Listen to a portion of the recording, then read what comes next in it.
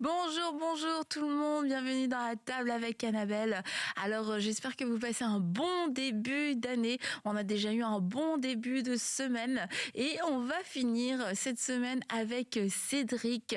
Cédric qui était déjà venu nous voir l'année dernière pour nous parler de finances. Et il est encore là pour nous parler de finances parce que tu es toujours formateur, coach en finance et tu aides les particuliers, les entrepreneurs à pouvoir développer une bonne mentalité pour développer leurs finances et pour que l'argent soit pas non plus un frein dans leur vie et dans nos vies et prendre de bonnes habitudes financières. Et écoute, tu nous avais donné de bons conseils l'année dernière. Les avons-nous suivis? Bouf! Nada, j'étais pas là, donc là cette année.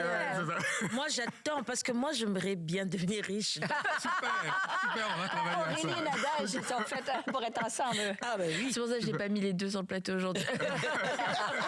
Donc c'est vrai qu'on va voir ensemble comment encore cette année on peut prendre de bonnes habitudes, nous rappeler ces bons conseils et puis peut-être faire un petit update par rapport à l'année dernière. Mais avant qu'on puisse y aller, j'aimerais vous lire un témoignage de Christelle suite à la conférence Réveil et guérison qu'on a pu avoir en novembre dernier. Je me nomme Christelle du Cameroun et lors de la deuxième journée de la soirée Réveil et guérison, pendant que la femme du pasteur, donc Josiane Traxel, priait, après avoir raconté un bout de son histoire de viol que j'ai également vécu dans l'enfant, j'ai été saisie du Saint-Esprit qui m'a délivrée de ces blessures et que je continuais de porter et qui avait littéralement un impact sur mes émotions.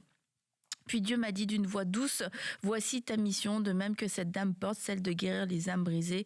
J'ai été tellement bénie durant cette nuit et ma maman également, avec qui j'étais en froid, a quand même ouvert son cœur au Saint-Esprit et m'a laissé prier pour elle lorsque le pasteur a demandé de prier les uns pour les autres. Chaque année, je suis toujours puissamment visitée lors de vos soirées de prière. Puisse ce Seigneur continuer cette belle œuvre qu'il a commencée avec vous, la rendre parfaite au jour du Seigneur. Merci beaucoup Christelle d'avoir partagé ce témoignage et on se réjouit pour cette guérison que vous avez reçue et aussi le fait que votre maman ait pu ouvrir son cœur.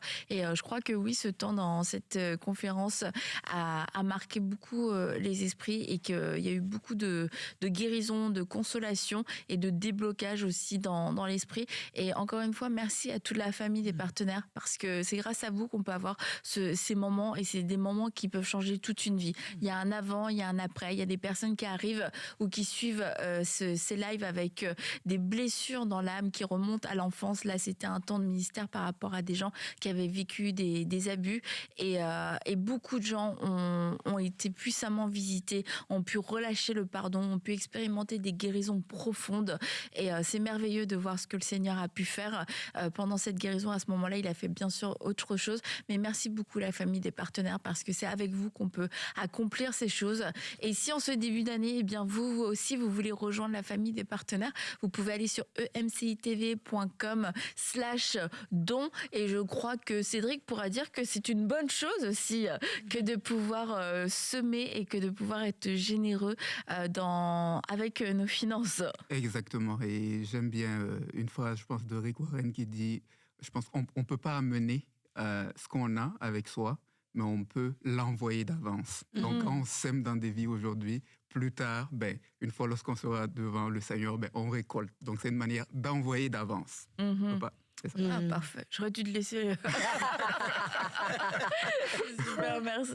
Et alors, Cédric, cette année 2026, on va encore prendre de bonnes habitudes. Je ne sais pas si on va parler de résolution, mais de bonnes habitudes financières. Et j'ai l'impression que plus on avance, plus les années avancent et plus les pronostics sont pessimistes par rapport à l'économie. Beaucoup de gens s'inquiètent pour leur futur immédiat, se demandent comment est-ce que financièrement on va s'en sortir. L'accès aux maisons, à l'immobilier. Exactement, ouais, voilà. Il y a beaucoup de défis à ce niveau-là. Au niveau des requêtes de prière aussi, beaucoup de gens demandent la prière pour une stabilité financière, pour pouvoir, au niveau du logement, au niveau du travail. Donc on sent cette inquiétude, cette précarité. Maintenant, nous savons qu'on a un Dieu qui pourvoit à tous nos besoins et un Dieu qui est bon et qui nous a donné cette parole que on manquera, cette promesse qu'on ne manquera de rien. Mais on a besoin aussi de cette sagesse et de savoir que avec la foi et avec la sagesse, eh bien c'est là aussi qu'on va pouvoir grandir financièrement et faire des choix intelligents. Alors Cédric, tu es là pour nous éclairer. Oui, avec plaisir, et ça fait un plaisir d'être là et puis de discuter de comment est-ce qu'on peut faire pour prospérer en cette année. Donc oui, il y a un élément où je pense au niveau de la foi chrétienne, comme tu as mentionné, où Dieu pourvoit, mais on a aussi une responsabilité, à savoir gérer en fait nos ressources, parce qu'il y a deux personnes dans l'équation. Dieu fera toujours sa part, mais nous aussi, nous avons une part à faire. Et souvent, on a tendance à déléguer notre part à Dieu, mais peut-être ce début d'année, c'est le moment pour des personnes de dire quelle est la responsabilité que je vais jouer en tant qu'intendant des ressources que Dieu nous a confiées. Et puis, peut-être pour amener un élément, moi, une des choses qui m'a le plus marqué quand j'étudie un peu sur la question des finances, selon une perspective chrétienne, et qui peut peut-être aider certaines personnes à se reprendre en main, c'est dans l'évangile de Luc, je pense qu'il y a Luc 16, on dit, si vous n'avez pas été fidèle avec les richesses injustes, qui vous confiera les véritables? Et en fait, on a besoin de comprendre que l'argent est un test de confiance. C'est-à-dire, c'est un test de confiance que Dieu nous fait pour voir quelles sont les véritables richesses qu'ils vont nous confier. Parce que pour nous, peut-être l'argent, c'est beaucoup de choses, mais pour moi, souvent, je dis, l'argent, c'est un peu comme... tu sais, quand tu as un enfant qui est en train d'apprendre à conduire, tu ne lui donnes pas la meilleure voiture de la maison. Tu prends peut-être le taco qui est là et puis tu lui donnes... Donc, c'est pour tester d'abord. Et donc, on a besoin de savoir qu'au-delà d'avoir une bonne santé financière, c'est un élément spirituel, en fait, fondamental. Parce qu'un jour, lorsqu'on va se présenter devant Dieu, il va nous demander « Qu'as-tu fait ?» avec ce que je t'ai confié. Et on va devoir répondre aussi par rapport à la manière dont nous avons géré l'argent. Donc, oui, il faut prier, mais il faut aussi rechercher la sagesse pour savoir gérer ses finances en cette année. Alors, une chose, est-ce que... bon, j'ai plein de questions, d'accord? Mais tu penses quoi des promos, des soldes, des rabais, etc. Tu commences à penser. Parce que est-ce que c'est des vraies sources d'économie? Ouais, écoute, moi, je peux faire une blague, parce que moi, les finances, c'est pas mon truc. Quand il y a quelque chose qui est vraiment en promo, je dis à mon mari, je suis obligée de l'acheter. Dieu m'a fait un clin d'œil, c'était en spécial, tu vois. Donc, dis-moi, Cédric, est-ce que je fais bien quand c'est en promo? Mon mari dit que c'est un piège. Tu savais que mon mari... 70%, moi, mais 70% de combien? Mais Cédric et mon mari, ils se connaissent très bien, donc il faut que je fasse attention à ce que je dis. Donc, les promos, c'est bien si on avait prévu faire la chose. D'accord. Moi, je vais économiser. Si j'avais prévu, par exemple, acheter un objet et que j'attends la promo pour l'acheter et que j'ai prévu, à ce moment, c'est une bonne chose. Mais si je l'achète, parce qu'il faut savoir aussi que la personne qui fait la promo a un but, c'est-à-dire c'est de vous faire acheter. Donc, si je rentre dans le magasin et puis que j'avais pas prévu que je vois... Il y a quelqu'un qui a pensé à nous, c'est gentil. Exactement. Et souvent, je dis, en fait, il y a une phrase où on dit, si vous n'avez pas de plan pour votre vie, d'autres s'en chargeront. Et c'est la même chose pour votre argent. Si vous n'avez pas de plan pour votre argent, les gars, ils ont des promos pour vous. Donc, ils ont des plans pour votre argent. Donc, les promos ont pour but d'inciter à la consommation. Mais les promos sont intéressantes pour une personne qui avait déjà un plan. OK, je voulais acheter ça, j'avais mis de l'argent, j'attends. Et là, c'est tombé sur une promo. Là, c'est une bonne affaire. Mais acheter... parce qu'il y a une promo alors qu'on n'avait pas prévu d'acheter, finalement, c'est pas une dépense. C'est pas un clin d'œil de Dieu. Ouais. Non, c'est une dépense. Exactement. Et t'en penses quoi quand on dit si on a eu un rabais, qu'on a gagné de l'argent finalement? On a économisé. Ouais, mais si j'avais pas prévu acheter la chose, j'ai juste dépensé sur quelque chose dont je n'avais pas besoin. C'est ça. Ok, d'accord. C'est vrai, moi je trouve que acheter quand on en a besoin, c'est ce qui est plus important qu'acheter parce que j'en ai envie. C'est vrai que moi, personnellement, j'aime bien. Des fois, je regarde, je dis, oh, c'est beau. De temps en temps, je tombe dans ce piège-là, mais de plus en plus, je n'achète plus parce que j'ai envie ou bien c'est beau. J'achète quand j'en ai besoin parce que je trouve que c'est... En fait, tu achètes... Mais tu vas regarder en une année, tu l'as utilisé peut-être une fois. Donc, ça ne sert à rien. On a dépensé pour rien parce que ça reste là à la maison à ne pas être utilisé. Je deviens plus sage avec l'âge. Et d'après ton expérience, en général, qu'est-ce qui ressort le plus dans les erreurs financières? Comment est-ce que les gens perdent le plus d'argent bêtement? Ok. Différentes choses. La première chose basique, c'est que la plupart des gens n'ont pas de budget, n'ont pas de plan. Les gens, l'argent rentre, ils dépensent. On ne peut pas réussir financièrement si on ne se crée pas une structure financière. Et c'est vraiment la base. C'est d'avoir un budget, un plan. Voici les revenus qui rentrent. Voici comment je prévois les dépenser pour le mois à venir. Tant que je ne fais pas cet exercice-là, c'est difficile de faire autre chose. Et souvent, je dis, il y a une différence entre avoir un moment financier et créer un mouvement financier, créer une dynamique de création de richesse. Beaucoup de gens veulent un moment, c'est-à-dire l'argent qui entre un coup, je tape un jackpot. Mais ça vient et ça part. Si je n'ai pas construit les bases, ça ne va pas, la dynamique ne va pas se créer dans le temps. Donc, première erreur, c'est de ne pas avoir un plan. Deuxième erreur, je dirais, il y a certaines personnes, en fait, je pense que beaucoup de gens ont accepté la question de la dette à la consommation. C'est comme devenu un phénomène normal. Même souvent, j'écoute à la radio, on dit, si vous n'avez pas, prenez cette carte de crédit au cas où. C'est devenu normal. Mais on a besoin de comprendre que il est impossible. C'est pas qu'il est difficile. Il est impossible de réussir financièrement si on a des dettes à la consommation. Ça ne marche absolument pas. Parce que pour créer de la richesse, il faut acquérir des biens qui prennent de la valeur. Mais quand vous avez des dettes à la consommation, vous achetez des biens qui perdent de la valeur. Donc, vous marchez littéralement en sens opposé à la richesse. Ça fait que c'est impossible. Vous pouvez essayer tout ce que vous voulez, vous n'allez pas pouvoir. Donc, il faut être conscient, et je pense que la Bible aussi en parle, pour nous rappeler du danger des dettes à la consommation. Donc, il faut faire attention à ça. Ça, c'est une deuxième erreur, c'est-à-dire banaliser la dette à la consommation. Et là, je ne parle pas d'emprunt pour acheter un bien qui prend de la valeur comme une maison, etc. Je parle plus des biens qui perdent de la valeur. Donc, du coup, tu es quelqu'un qui s'endette, des petites dettes. Tu sais, pour, je sais pas moi, une télé, une table, un ordinateur, un téléphone, etc., qui a multiplié toutes ces petites dettes. Ça peut être, c'est pas forcément. Tu te dis, c'est une bonne gestion dans le sens où, comme ça, j'ai ce dont j'ai besoin. J'ai peut-être mieux que ce que j'aurais pu acheter avec juste l'argent que j'avais en main.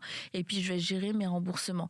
Mais toi, tu trouves que c'est pas la meilleure gestion? Non, parce que pour des emprunts qui perdent la valeur comme un téléphone, etc., pour des éléments qui perdent la valeur comme un téléphone, etc., c'est pas de la bonne gestion parce que le téléphone, chaque mois, il perd de la valeur. Je l'ai peut-être acheté à $1,000, mais dans un an, il vaut pas $1,000 si je veux le revendre. Mais ma dette de $1,000, elle est là et s'accumule avec des intérêts, parfois à 18%. Donc, j'ai ma dette qui augmente et le bien qui perd de la valeur. Donc, je ne m'enrichis pas.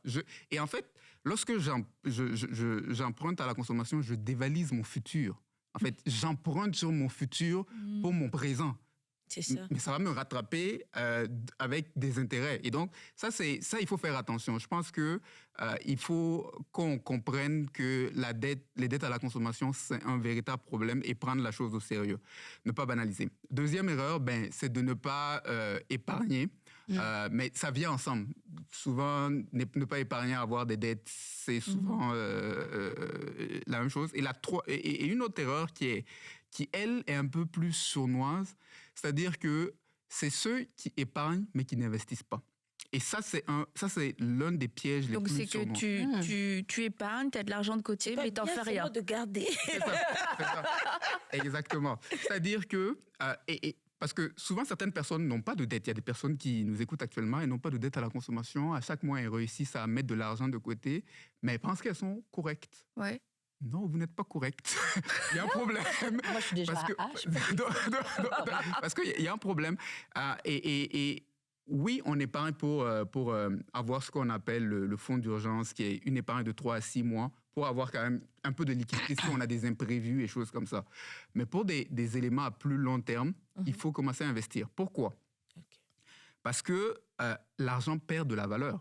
Je pense que vous avez tous fait les magasins les derniers temps au cours des années, le shopping, l'épicerie, et vous avez constaté que le prix du lait a augmenté, le prix des œufs a augmenté, le prix pour l'argent pour se soigner, ça coûte plus cher. Tout coûte plus cher. Donc, même si vous avez épargné $50,000, mettons une grosse somme d'argent que vous avez épargné, vous l'avez posé depuis 2-3 ans, mais le coût de la vie a augmenté. Il ne fait qu'augmenter, mais vous, votre argent, il ne suit pas. Ça veut dire que vous vous appauvrissez, en fait, dû à l'effet de l'inflation. Et souvent, on appelle l'inflation la taxe à l'appauvrissement. C'est-à-dire qu'à chaque année, l'argent, le coût de la vie augmente. Mais toi, ton argent, il n'augmente pas. Donc, tu t'appauvris, en fait. Donc, certaines personnes pensent qu'à avoir une pile d'argent qui est devant elle, qu'elle regarde, et puis, ouh, c'est joli, là j'ai $50,000. Non, en fait, en réalité, tu t'appauvris avec sérénité, de manière silencieuse, avec sérénité. Sans t'en rendre compte. Donc, exactement. Tu t'en rends pas compte. Exactement. Et donc, ce qu'il faut faire en ce moment, quand c'est pour des projets à long terme, mettons quelque chose qu'on veut faire peut-être dans 5 ans ou préparer sa retraite, en ce moment, il faut passer de l'épargne à l'investissement. Donc, je ne dis pas que l'épargne n'est pas une bonne chose. Épargner dans un compte d'épargne classique et tout, c'est important pour des choses à court, moyen terme. Une partie de ton épargne doit servir à l'investissement. Exact. Maintenant, tu comprends que c'est aussi un risque de... Tu comprends, Cédric?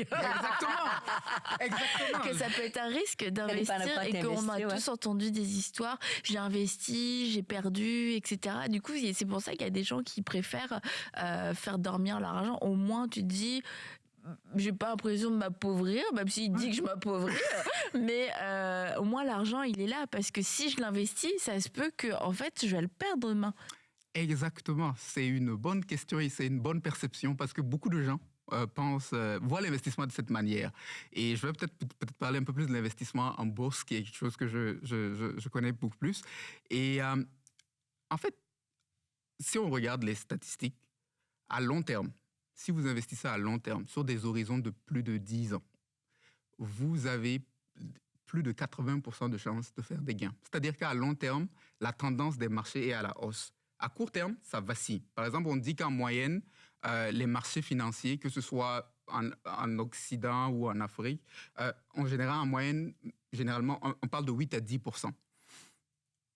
C'est un 8 à 10% sur plusieurs décennies. C'est-à-dire que une année, ça peut faire moins 20, mais une autre année, ça peut faire plus 20, et puis ça aussi. Donc, si je suis là à long terme, je gagne.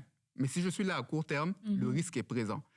La deuxième chose que je dirais, c'est que c'est une vue d'esprit qu'on a. Je vais reformuler le problème d'une autre manière. Donc, ayant dit cela, tu as 80% de chances, mettons, sur des horizons de long terme, voire plus tu avances, j'avais vu des statistiques où on disait au-delà de 20 ans, tu as 99% de chances de gain. Donc, si on dit cela et que je te dis, quand tu mets de l'argent, je te présente 2 options. Une option où tu es garanti de t'appauvrir et une option où tu as probablement la chance de t'enrichir. Qu'est-ce qui est plus risqué, selon toi? Est-ce que c'est une question piège? On est avec toi, Annabelle. On est suspendus. Je suis derrière toi, Annabelle. Vas-y. Tu nous représentes. Vas-y, Annabelle. Oui, j'apprends la deuxième option. La deuxième option. Donc, laisser son argent dans son compte d'épargne pendant 10 ans, c'est choisir l'option d'une pauvreté garantie. C'est la mort certaine de votre argent. C'est-à-dire, vous avez décidé de garantir la mort de votre argent, de garantir que vous serez pauvre. Ah bon? Oui, parce que vous êtes sûr que l'inflation va tailler cet argent. Donc, c'est sûr que vous allez vous appauvrir. Il n'y a même pas de discussion à ce niveau. Mais quand vous décidez d'investir, vous prenez le risque, la possibilité de vous enrichir, de créer de la richesse. Et plus vous vous positionnez sur de long terme, plus vos probabilités de gain sont élevées. Donc, ça dépend de comment est-ce qu'on regarde le problème. Mais comment on fait, du coup, pour investir? Oui, investir dans quoi Dans exactement? quoi? Parce que déjà qu'on investit dans nos enfants, qu'on investit dans plein de choses.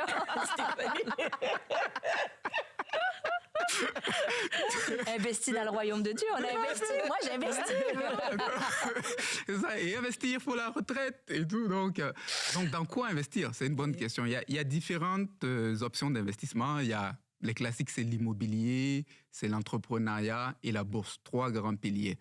Bon, ils sont bien, chacun, qui conviennent à différentes personnes. Maintenant, pour la plupart du commun des mortels, je dirais la bourse. Pourquoi? Parce que l'immobilier, c'est bien, mais l'immobilier, ça demande des gros sous pour entrer. Donc, ça demande quand même une certaine mise de fonds pour entrer que tout le monde n'a pas nécessairement. L'entrepreneuriat, c'est bien, mais tout le monde n'est pas fait pour être entrepreneur. Et puis, ça demande aussi un certain temps d'investissement. Par contre, la bourse, avec $50, 50 €, vous pouvez commencer en bourse. Ah, c'est intéressant. Ouais. Vous pouvez commencer en bourse et puis... Attends, ça aurait été comment J'étais au téléphone pour 3 heures. Donc, des discussions qui vont avoir lieu. Alors, donc, avec $50, on peut commencer en bourse. Voilà. Et contrairement à ce qu'on pense, souvent on voit les traders dans les films. Non, Des gros montants. Puis là, ils perdent tout. ça. Il y a un Mais gros c'est pris crack. c'est ça. Ou sur les orages, Ils ont une tout tempête. perdu. Puis après, ils partent tous avec un carton avec leurs affaires. Tu vois. Exactement. Ouais, C'est parti. Exactement. Donc, on voit ça souvent à la télé. C'est ça qui fait parfois peur. Les gens se disent, ah, si je dois investir, il faut que je sois tout le temps là avec mon téléphone, tout ça. Mais non, les gens n'ont pas le temps pour faire ça. Ils ont une famille dont ils doivent s'occuper, ils ont un travail. Non, il y a différentes manières d'investir. Et d'ailleurs, la manière certaine d'échouer en bourse, c'est de suivre ce qu'on voit sur Wall Street. Genre ceux qui font un peu ce qu'on appelle le stock picking. Vouloir choisir quelle action va monter, descendre, etc. Parce que vous ne savez pas. Personne ne sait ce qui va arriver demain. Il y a quelques années, si vous vous souvenez de, je pense, Nokia et tout, c'était des compagnies qui étaient en vogue, mais qui ont disparu. Donc, vous pouvez croire que quelque chose aujourd'hui est top, mais dans 10 ans, personne ne connaît le lendemain. Et donc, c'est l'une des raisons pour lesquelles il faudrait... La meilleure approche, c'est d'investir dans des fonds. Il y a ce qu'on appelle des ETF ou des fonds négociés en bourse. C'est comme un panier qui comporte des actions de plusieurs compagnies. Par exemple, vous avez un des indices phares en Amérique du Nord qu'on appelle le S&P 500. En Afrique aussi, il y a différents indices, le BRVM 30, etc. Et donc, on va... donc, c'est comme si on prenait un panier. Vous 3, vous avez 3 entreprises. Bon, on me dit d'investir. Moi, je ne sais pas laquelle des 3 entreprises va réussir. BMW. Donc, ce que je Moi, dis... je reste sur Nadal, c'est toi, mais... C'est ça. Donc, ce qu'on dit, ben, OK, on va créer un panier où les 3 entreprises vont être à l'intérieur. Donc, quand j'investis mon argent, j'investis dans chacune de vos entreprises. Et donc, à long terme, ce que les études montrent, c'est que l'économie a tendance à croître. Donc, quand j'investis dans un fonds, j'ai beaucoup de chances de réussir à long terme. Et je diversifie mon risque. Et ça, c'est d'ailleurs un principe qu'on retrouve, je pense, dans Ecclésiaste, où il dit « Jette ton pain sur la face des eaux, donne-en une part à 2, 3, 7, etc. » Donc, c'est le principe de la diversification. Ne mets pas tout dans un panier, mais diversifie. Et donc, investir dans des fonds, dans des ETF, c'est une manière simple de diversifier et ça ne prend pas du temps. Vous avez un fonds, ça vous prend moins de 30 minutes par mois.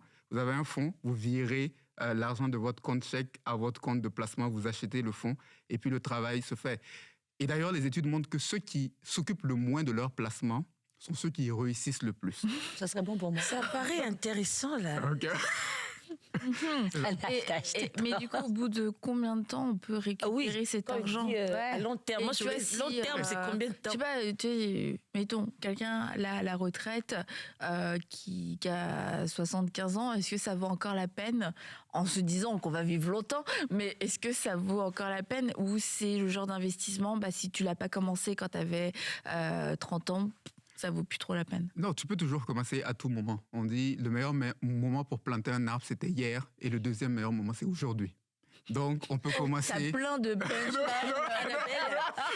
Annabelle, pas de restaurant cette année. On prend cet argent. On investit. On investit en bourse. Exact. Donc, on fait le point dans un an qui a rapporté. On fait de réunion devant la voiture, pas dans le resto. Excuse-nous, Cédric, on est là, c'est bon. Donc, oui, on peut commencer. C'est sûr que plus on commence tôt, en fait, moins l'effort à mettre est important. Mais plus on commence tard, plus il faut mettre d'argent. Par exemple, j'avais fait les calculs rapides. Quelqu'un qui a 25 ans, qui investit $300 par mois, $300 par mois jusqu'à l'âge de 65 ans, 40 ans à peu près d'investissement. $300, on suppose que son salaire ne va pas augmenter, ce qui n'est pas vrai probablement, son salaire va augmenter, il va avoir plus de capacité et tout. Donc $300 durant 40 ans, investi dans un fonds qui rapporte 8% à peu près en moyenne. Au bout de 65 ans, il a $1 million à raison de $300 par mois. Au Pas une gorgée. $1 million. Avec Moi, si j'en ai besoin. avec les 8%. Avec les 8% à cause de ce qu'on appelle le pouvoir des intérêts composés. C'est-à-dire, c'est des intérêts qui se calculent sur des intérêts au fur et à mesure. Oui. C'est comme, en fait, la manière dont ça fonctionne, c'est que si j'investis $1,000 à 10%, par exemple, le $1,000 va générer au bout d'un an $100. Mais dans la deuxième année, le $1,000 et le nouveau $100 vont générer des intérêts. C'est un peu comme si j'avais un troupeau où j'ai la génération des parents, j'ai la génération des enfants, et chaque année, chaque génération continue de procréer. Les parents continuent de procréer ad vitam aeternam, les enfants, les nouveaux enfants, et ça fait que ça se multiplie. Et donc, plus je donne du temps à mon argent de travailler, plus il a comme une longue distance pour se multiplier. Et donc, à raison de $300, j'aurais mis à peu près $150. Ça, c'est mes $300 sur 40 ans, j'aurais mis à peu près $140 000. Mais j'aurais eu $1 million. Ça veut dire que $900 000, c'est juste des intérêts. 90% de ma richesse a été créée juste parce que j'ai été discipliné à mettre $300 à chaque mois. Et puis, j'ai commencé tôt et j'ai laissé le temps faire son effet.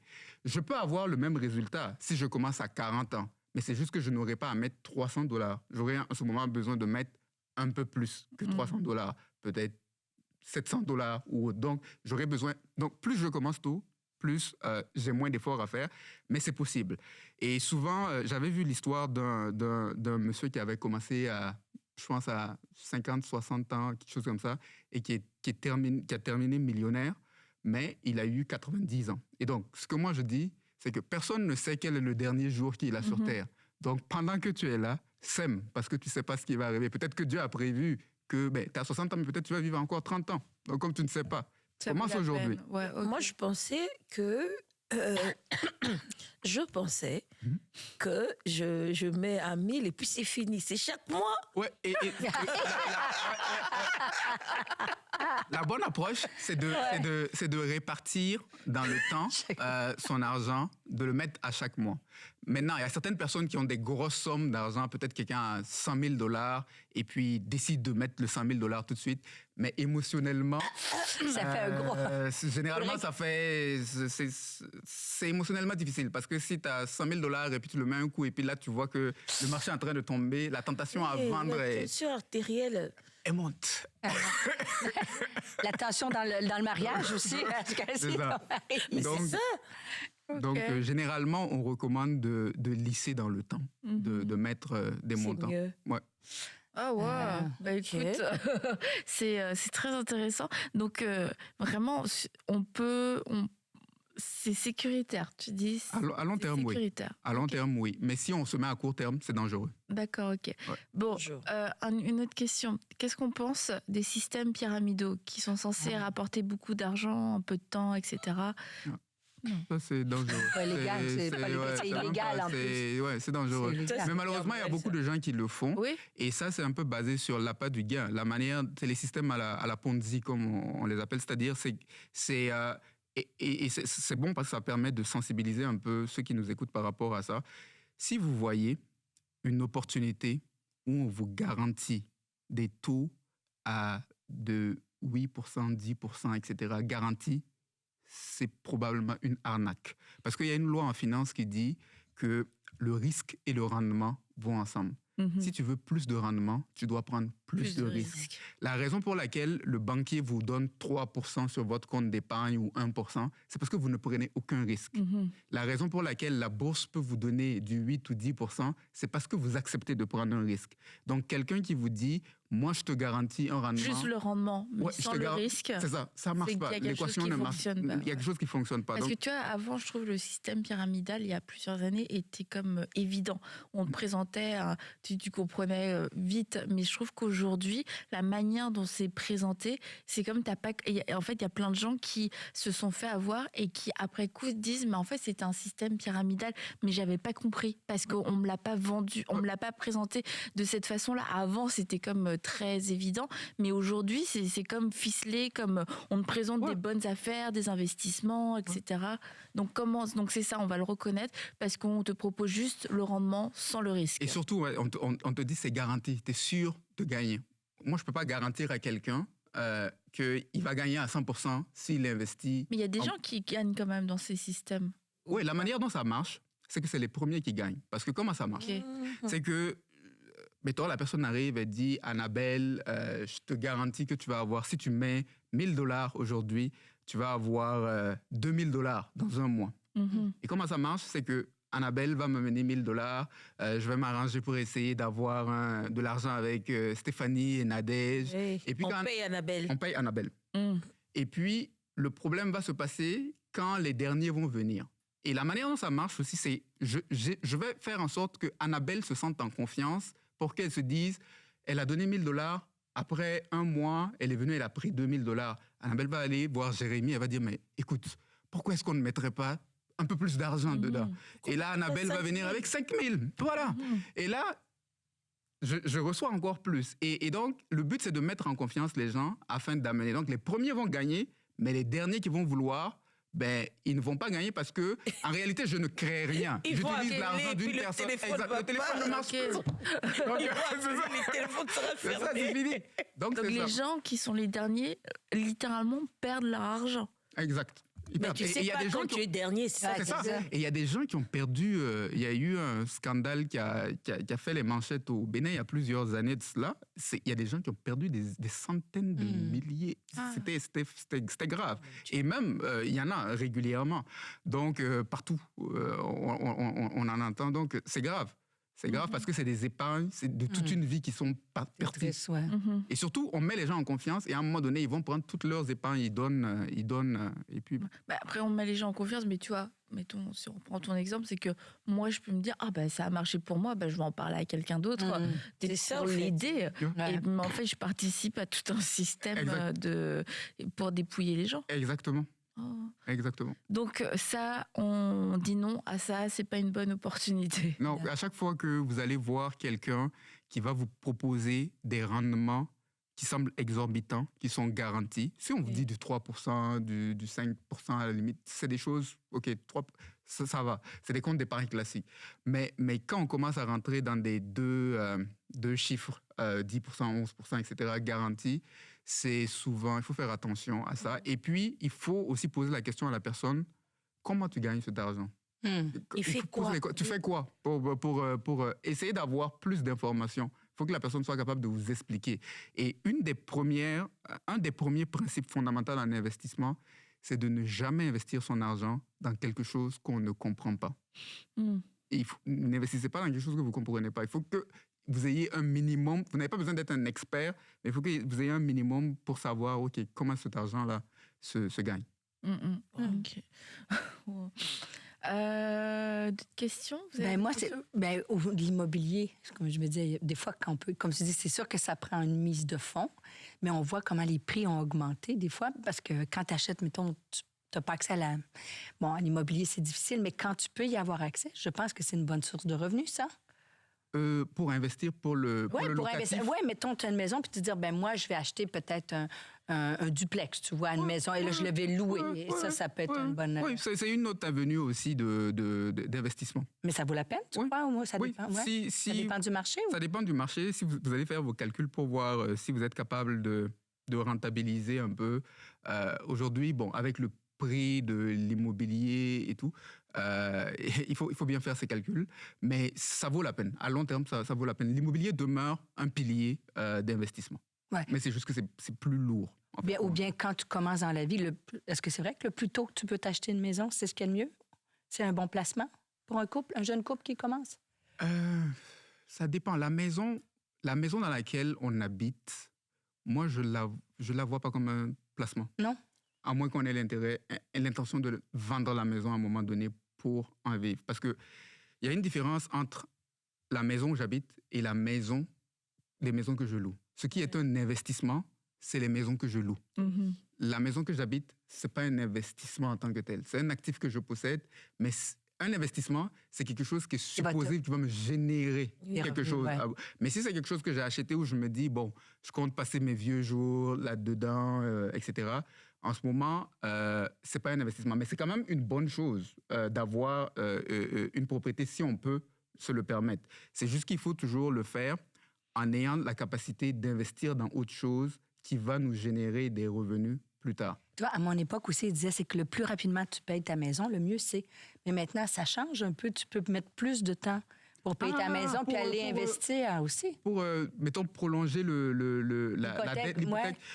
Généralement, le plus tôt, le mieux. Que tu payes ta maison? Oui, parce que les intérêts qu'on paye là-dessus sont quand même assez... Oui. Je pense que j'avais fait un calcul une fois avec un ami. Je pense que quand on repoussait sur des 30 ans et tout, on se retrouvait quasiment à payer 2 fois le prix de la maison. Tu vois, c'est ça qu'il fait Cédric avec ses amis. Des intérêts. Il fait des calculs, genre, j'ai des intérêts, allez, vas-y, on fait un Je te compas. rappelle que mon mari, c'est un de ses amis, tu vois. Donc, Il ils allaient encore à l'église, ils se sont bien amusés. Mais ils ont aidé beaucoup de gens à l'église. Je précise que Cédric a été beaucoup une aide très... En tout cas, des gens de l'église qui avaient besoin puis qui les a vraiment aidés de sortir de leurs conditions financières. Justement, là, il ne nous reste pas beaucoup de temps. Mais quelqu'un qui n'a pas fait de budget, qui est endetté et qui n'a pas d'épargne et qui n'a surtout pas investi, ce serait quoi les premiers pas pour pouvoir commencer à s'en sortir? Les premiers pas, dépendamment, supposons que la personne a des dettes, elle n'a pas d'épargne, elle n'a pas... Donc, c'est de relaxer déjà. On va manger l'éléphant une bouchée à la fois. C'est-à-dire, faut pas, ça va prendre du temps, mais l'essentiel, c'est de commencer, c'est de s'engager dans le processus. La première chose, je dirais, c'est déjà l'exercice, le défi. Je vois que souvent, vous lancez des défis parfois. C'est Stéphanie. Ça, c'est moi qui l'ai dit. J'aime les défis. Le défi qu'on peut lancer pour peut-être cette personne c'est pour les 2-3 prochains mois, commence à prendre en note tes dépenses. Où tu dépenses? Où ton argent va? Donc, combien tu gagnes? Où ton argent va? Ça, c'est la première étape parce qu'il faut avoir une visibilité. Et la deuxième chose, c'est de s'établir un objectif. C'est quoi mon objectif peut-être pour la prochaine année? Et puis, d'établir un plan, par exemple, pour quelqu'un qui a des dettes à la consommation. Souvent, moi, ce que je vais leur dire, premier petit objectif, c'est de se créer une mini-épargne, peut-être qui équivaut à peu près peut-être à 50% de vos dépenses mensuelles. Donc, mettons quelqu'un qui dépense $2,000 par mois, je vais peut-être dire, OK, donne-toi comme objectif peut-être d'avoir $1,000 comme épargne, qui va s'accumuler sur plusieurs mois. On ne va pas le faire une fois, mais c'est l'objectif. Et donc, on va établir un budget. On va dire la manière dont je dépense actuellement. Qu'est-ce que je dois changer dans mes dépenses pour être capable de pouvoir mettre peut-être $50 par mois dans un compte d'épargne, ou quel autre type de revenu je peux aller gagner pour pouvoir mettre cet argent. Donc, ça va être la première chose, faire le budget pour essayer d'atteindre cet objectif-là. Par la suite, une fois qu'on a fait cette mini-épargne, là, on va commencer à devenir un peu plus agressif pour rembourser les dettes. Donc, avant, on paye juste le minimum requis. Et ça peut paraître contre-intuitif que je parle d'épargne avant de faire de payer les dettes, mais c'est un peu sensé. Dans le sens que l'une des raisons pour lesquelles les gens tombent dans la dette à la consommation, c'est parce qu'ils n'ont pas d'épargne. Un imprévu arrive et puis je vais chercher sur la carte de crédit. Donc, si je veux casser le cycle, il me faut créer un petit coussin pour que si les imprévus arrivent, je puisse amortir. Donc, on ne va pas se créer une grosse épargne pour commencer, mais un petit truc. Et puis, on va devenir agressif sur les dettes. Et puis, une fois qu'on a fini les dettes, ça peut prendre 1 année, 2 années, mais c'est de persévérer. Et puis là, on va faire notre épargne de 3 à 6 mois, le fameux fonds d'urgence, une épargne beaucoup plus conséquente. Et une fois que ça c'est fait, là, on peut commencer à parler de choses un peu plus grosses comme acheter une maison, investir à la bourse, etc. Donc, ce serait le chemin que je préconiserais pour quelqu'un qui veut commencer. Ben, merci beaucoup, Cédric. Ah, oui, Écoute, c'est encore de inspirant. très bons conseils. Ouais, très Donc, intéressant. Oui, oui. on ne veut pas dévaliser notre futur parce que on consomme sans réfléchir avec toutes les promos qui nous sont Shopping. proposées.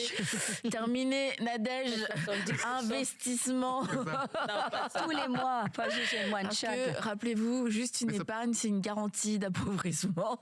C'était la mauvaise Faut nouvelle de cette investir. émission.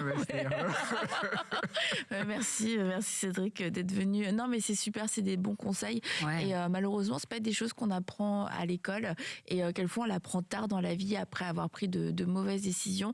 Donc on revient au conseil que tu avais donné, c'est de pouvoir faire un budget. budget. Après, c'était quoi? Faire ce que j'appelle un mini fonds d'urgence. Voilà. Ensuite, rembourser ses dettes à la consommation. Ensuite, faire un fonds d'urgence complet. Et puis, passer par la suite maintenant aux gros articles comme la maison, l'investissement en bourse, l'investissement pour les études futures des enfants, des choses comme cela. Et c'est Mais- bien, plus on le sait tout. Moi, tu sais, des fois, c'est des choses qu'on ne ça. savait pas. Si on l'avait su plus tôt, C'est je ça. serais plus riche. Merci beaucoup Cédric. Donc on peut retrouver aussi toutes tes informations sur ton site, cédriczongon.com et où tu dispenses des formations. On peut te contacter aussi Exact. pour des coaching. conseils, pour du coaching. Et comme Stéphanie l'a dit, tu as déjà aidé beaucoup de personnes à pouvoir se remettre sur pied financièrement. Vraiment. Et c'est une grande bénédiction parce qu'on sait que ça peut être une grande source de stress et d'inquiétude quand on a des dettes et qu'on se dit mais comment est-ce que je vais m'en sortir? Donc avec de la sagesse, comme Cédric peut vous la partager et aussi avec la foi bien sûr en Dieu qui est capable de faire au-delà de tout ce qu'on peut penser ou imaginer. Mais comme Cédric l'a dit, Dieu va faire sa part, mais nous aussi on a notre part à faire. Alors merci Cédric d'être venu. Écoute, et peut-être l'année prochaine, on On va va savoir si on aura investi Plaisir. peut-être C'est un peu. exactement, je veux venir voir les placements de Nadège.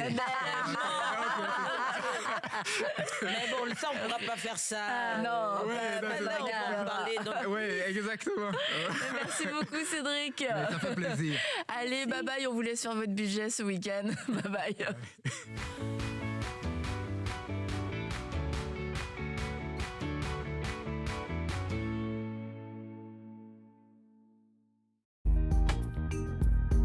Merci à tous nos précieux partenaires grâce auxquels cette émission a pu être réalisée. Vous aussi, rejoignez la grande famille des partenaires d'EMCI TV en faisant un don sur emcitv.com/don.